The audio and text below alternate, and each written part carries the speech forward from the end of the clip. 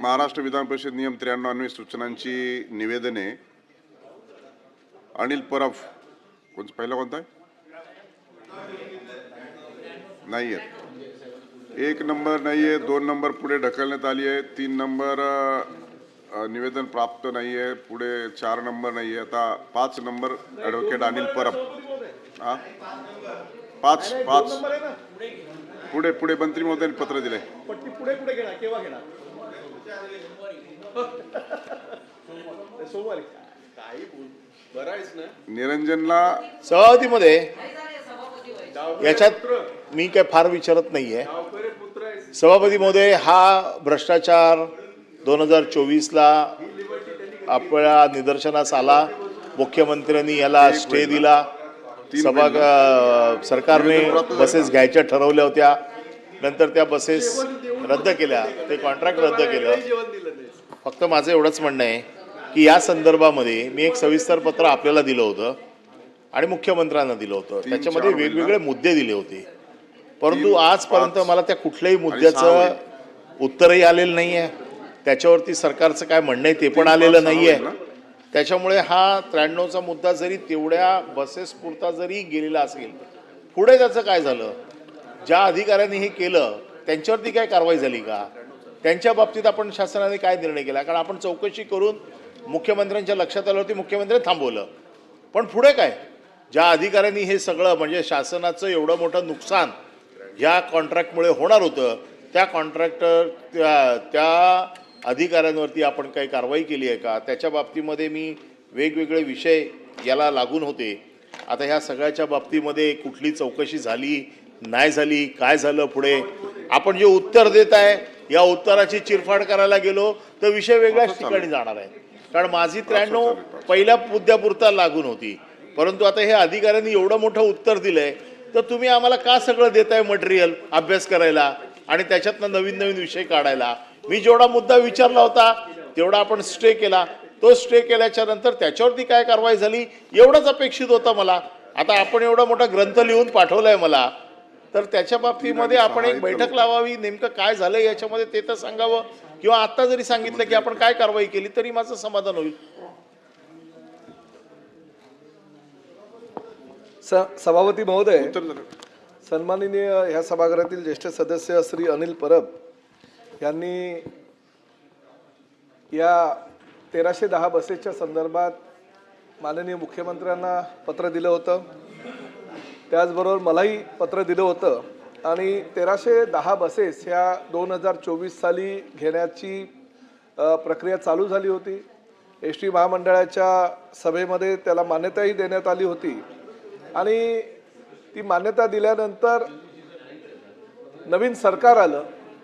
नवीन सरकार आल्यानंतर काही लोकप्रतिनिधींनी माननीय मुख्यमंत्र्यांना निदर्शनास आणलं की ही 1310 ज्या बसेस आहेत त्यामध्ये भ्रष्टाचार झालेला आहे, त्यामध्ये गोलमाल झालेला आहे, त्यामध्ये अनेक काही लोकप्रतिनिधी होते आणि सन्माननीय सदस्य श्री अनिल परब साहेब सुद्धा होते. सर्वप्रथम सभागृहाला हे मी सांगू इच्छितो की 1310 बसेस GCC तत्वावर घेण्याची प्रक्रिया चालू होती. कुठल्याही प्रकारे निविदा करायला कार्यादेश देण्यात आला नव्हता किंवा कुठलाही धनादेश त्याला महामंडळाच्या माध्यमातून देण्यात आला नव्हता.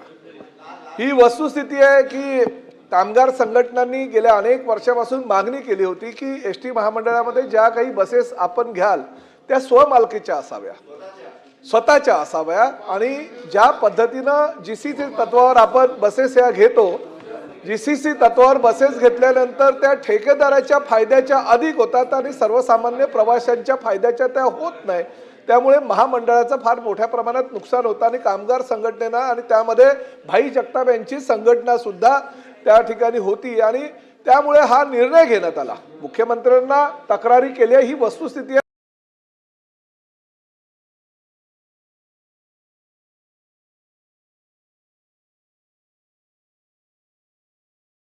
नाकारत नाही मी, परंतु हा निर्णय घेण्यात आला की आता स्वमालकीच्याच बसेस घ्याव्या आणि त्यानुसार हे 13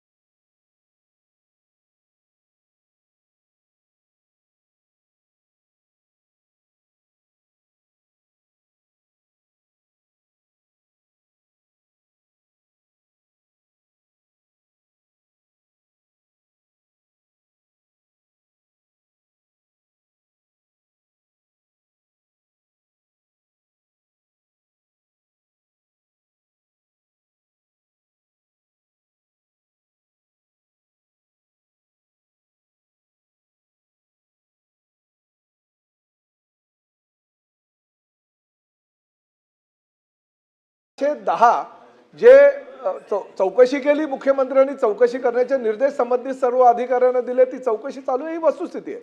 परंतु 1310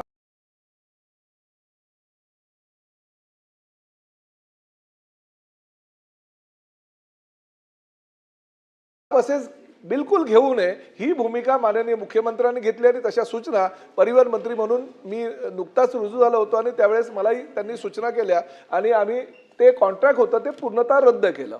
त्यामुळे त्या कॉन्ट्रॅक्टच्या माध्यमातून एकही रुपया कुणाला देण्यात आला नाही, म्हणजे भ्रष्टाचाराचा त्या ठिकाणी मुद्दाच उपस्थित होत नाही. दुसरी महत्त्वाची गोष्ट म्हणजे एसटी महामंडळाच्या त्यावेळेस ताब्यामध्ये असलेल्या ज्या 12,000 बसेस आहेत त्या बसेसची संख्या वाढणं गरजेचं होतं, कारण अनिल परब ज्यावेळेस परिवहन मंत्री म्हणून कार्यरत होते त्यावेळेस जवळजवळ 17 ते 18,000 बसेस ताफ्यामध्ये होत्या. परंतु कालांतराने त्या सगळ्या बसेस ह्या जुन्या होत गेल्या. 15 वर्षाच्या वरच्या बसेस ह्या, म्हणजे मला तर अजून आठवतंय की अजितदादा त्या ठिकाणी काम करत असताना विरोधी पक्षनेते म्हणून त्यांनी बसेसचे काही फोटो झळकवले होते. ते बसेसची अवस्था अतिशय वाईट झाली होती, दुरावस्था झाली होती. त्यामुळे सगळ्या त्या अडगळीत ज्या बसेस आहेत त्या आपण स्क्रॅपमध्ये टाकल्या. त्यामुळे बसेसची संख्या कमी झाली, MSRTCचं उत्पन्नाचा स्रोत कमी झाला आणि त्यामुळे मी परिवहन मंत्री म्हणून त्या ठिकाणी आल्यानंतर सर्वप्रथम 26 ते 40 बसेस घेतल्या. त्या बसेस हळूहळू आपण सर्व लोकप्रतिनिधींनी केलेल्या मागणीनुसार दिल्या.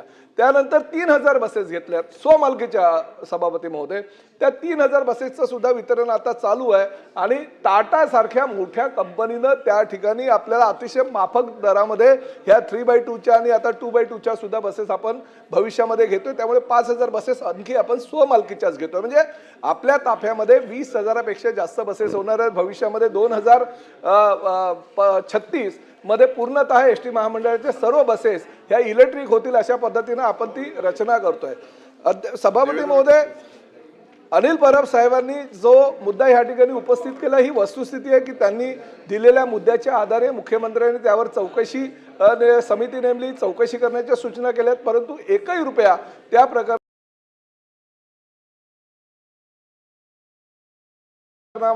भ्रष्टाचार झालेला नसल्या कारणाने